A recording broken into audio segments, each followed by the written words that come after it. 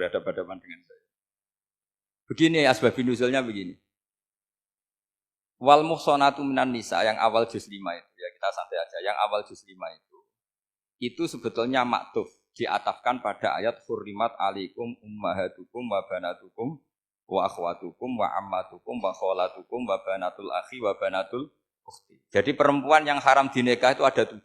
Yang faktor nasab yaitu siapa? Ibu, putri, saudara putri, bulik dari bapak, amah itu bulik dari bapak, kholah itu bulik dari ibu, keponakan dari saudara lelaki, keponakan dari saudara perempuan. Ini disebut haram karena nasab gen.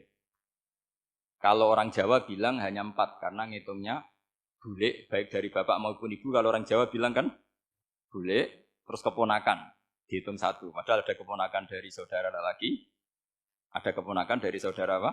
Perempuan, wa banatul akhi wa banatul ukhti. Terus kedua, haram karena rodok. Kita tahu dalam hukum Islam rodok adalah sama dengan nasab. Jadi ibu yang pernah menyusui kamu berarti jadi ibu kamu. Dan saudara sepenyusuan berarti menjadi saudara kamu. Ini disebut wa ummahatukumul lati arda'nakum wa akhwatukum minar rodok. Terus ketiga, haram karena musoharoh, karena besanan. Jadi pagi ini misalnya saya nikah dengan Sri, bilang qabil tu nikaha wa taswijaha bil marhil madkur. Setelah nikah dengan Sri ini otomatis ibunya dia menjadi mertua. Otomatis haram saya apa? Nikah. Ini namanya haram karena musoharoh. Atau kamu punya anak Zaid. Zaid pagi ini akad dengan Sri. Berarti Sri adalah menantu Anda. Otomatis haram bagi Anda. Itu namanya haram karena musoharoh, karena bisanan. Itu yang disebut waroba haram-haram itu kan saat terus itu wa ummahatu nisaikum. Ibu dari istri-istri kamu.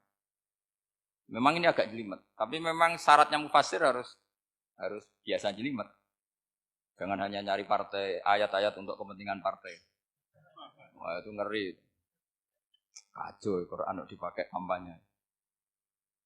Terus itu berarti sudah 3 kan? Haram karena nasab, karena rodok, haram karena musoh.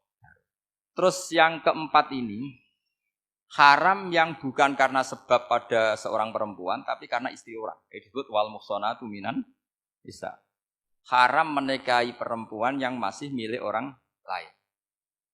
Nah, orang lain yang menikahi ini, istilahnya Allah adalah lelaki yang menikahi perempuan ini adalah lelaki sing muhsinina ghairu musafihin, secara nikah yang sah. Nah, nikah yang sah itu begini dalam hukum fikih Islam. Saya nikah dengan Sri, kalau hanya akad, itu saya wajib bayar mahar hanya separuh. Jadi kalau saya janji bayar 1 miliar, berarti wajib bayar berapa? 500 juta. Kalau janjinya 100 juta, hanya bayar 50 juta. Itu yang wajib bil akdi. Nanti wajib sepenuhnya nunggu bil jima. Kalau sudah hubungan intim baru wajib 100%. Jadi kalau ada di Jawa, nikah dengan seperangkat alat sholat itu yang atasannya tok, itu wajib karena akad. Nanti bawaannya nunggu setelah hubungan apa? Intim. Ini hukum Quran, bukan hukum saya. Makanya kan wa in talaqtumuhunna min qabli an tamassuhunna, saat terus fanis suma faradtum. Hanya wajib bayar setengah.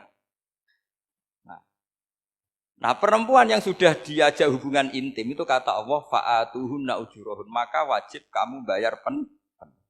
Jadi ayat itu tentang perempuan yang sudah dinikah, kita harus bayar berapa?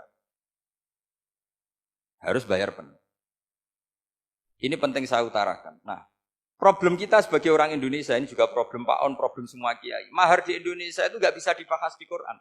Karena keterlaluan, kecilnya itu keterlaluan. Saya ini kan kiai, sering ngakatkan tuh sampai bosan, seperangkat alat sholat. Itu ngawur sekali, ini mbak-mbak harus nggak mau gitu. Saya provokasi minimal itu ya berapa? 100 juta berapa? Pantasnya berapa? Pantasnya berapa? 10 gram itu berapa nilainya? Kan 1 gram 500 ribu, baru 5.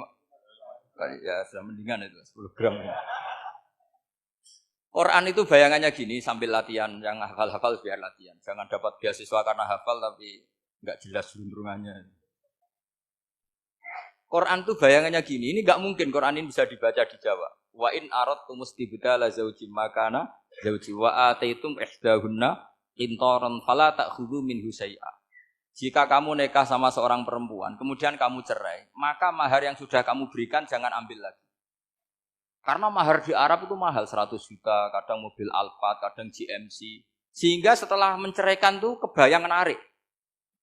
Kok enak dulu saya memberikan itu kan karena dapat servisnya. Sekarang sudah saya cerai, saya tarik. Kalau mahar di Indonesia kan seperangkat alat sholat. Jadi gak kebayang ada kalimat fala ta'khudhu minhu syai'a, jangan ambil lagi. Kebayang ngambil aja enggak? Apalagi kalau nikahnya sudah 2 tahun kan sudah lusuh, sudah. Tapi kalau di Arab itu kebayang karena mahal. Makanya orang Arab suka nikah orang Indonesia karena murah. Jadi bahasa kintoron itu harta yang enggak ternilai. Wa ataitum ihdahunna kintoron. Yang enggak ternilai, mahal betul. Itu pernah saya hitung, ada yang mahar itu 400 juta, ya sekira segitu. Nah, makanya setelah dicerai, Allah memperingatkan setelah kamu kasihkan, ya jangan minta lagi. Kenapa kepikiran minta? Karena jumlahnya besar. Kalau di Indonesia kepikiran enggak minta ya? Enggak kepikiran, saking kecilnya. Seperangkat alat sholat, kadang 1 juta. 1 juta itu setelah hubungan intim. Sebelumnya yang wajib hanya 500. Itu kan enggak kebayang. Makanya susah ngartikan Quran di Indonesia, kadang susah. Karena kadang terlalu. Itu pernah Sayyidina Umar radhiyallahu anhu pernah bilang begini.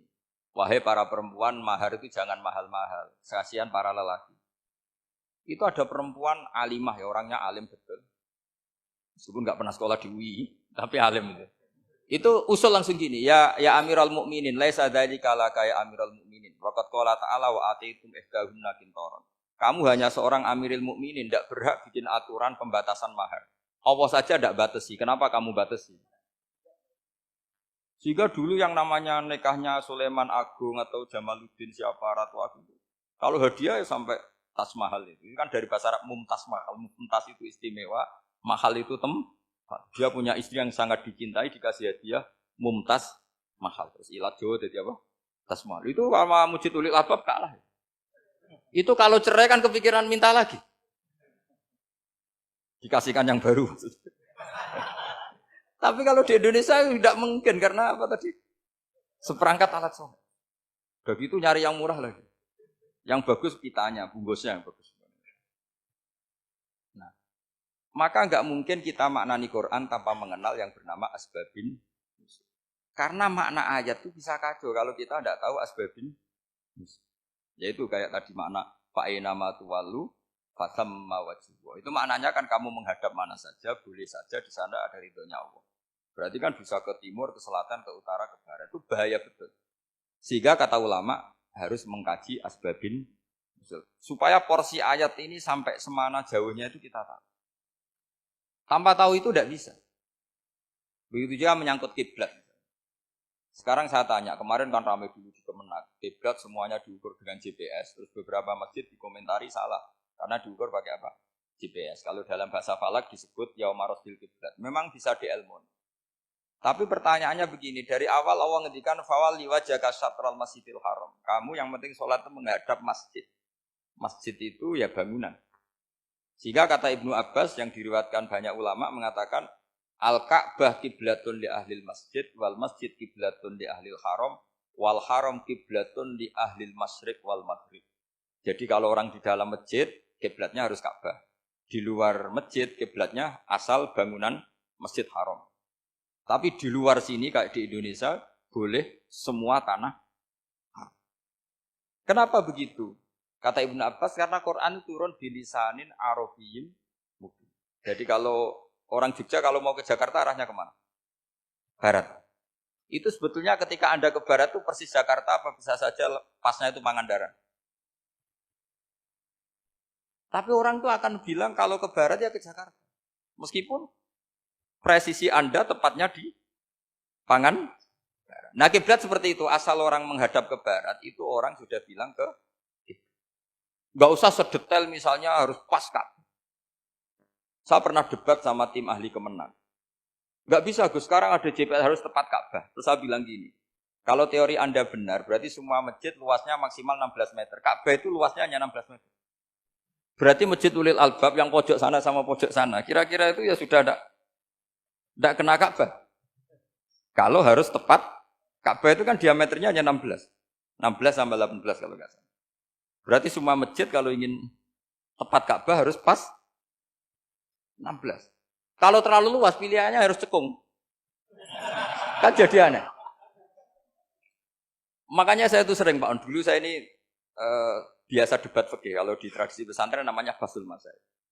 Saya punya teman yang paling kurang ajar, yang paling saya kenang dalam sepanjang sejarah. Dulu itu kalau debat fikih itu ya seru. Kalau aturan fikih kan gini, soft paling baik itu kan soft pertama. Baru kedua, baru ketiga. Yang paling keren kan soft awal, soft. Terus teman saya bilang gini Pak, ya kalau gitu gini aja Gus, desain masjid itu memanjang utara selatan. Biar semuanya soft awal. Gara-gara didesain begini kan ada soft 2, soft 3. Apa susahnya? Kita bikin mulai awal supaya masjid itu memanjang utara apa? Selatan. Supaya semuanya soft awal. Ya kalau ada hukum ya diimplementasikan dalam desain bangunan katanya. Jadi. Itu kan kacau. Terus akhirnya saya jawab, lalu setelah begitu yang paling afdol siapa? Yang dekat imam. Ya sudah, bikin cekong saja kalau gitu. Artinya gini ya, beragama itu yang sehat. Jadi beragama itu berdasar riwayat. Berdasar riwayat, pernah ada ulama yang hitung. Madinah menghadap Ka'bah itu ya tidak pas. Pernah dihitung pakai GPS. Kiblat Madinah ke Ka'bah itu ya tidak pas. Tidak seperti yang pernah dianjurkan Kemenak. Karena apa? Agama ini ngikuti bilisanin arabiyyin. Seperti jenengan gini. Semua ini istilahnya apa? Menghadap Gus Bah. Padahal ada yang agak sana, agak sana. Semuanya ngaji sama siapa Gus Bah? Ya sudah. Istilahnya bertatap muka. Memangnya kita benturan. Ini bahasa. Jadi seperti ini semua namanya apa? Berhadap. Padahal ada yang agak samping, agak samping. Ka'bah juga gitu. Sebenarnya tidak se-ekstrim yang dibayangkan orang-orang. Cuma kalau bisa tepat, ya kita harus tepat. Tapi tetap saja tidak perlu 16 apa.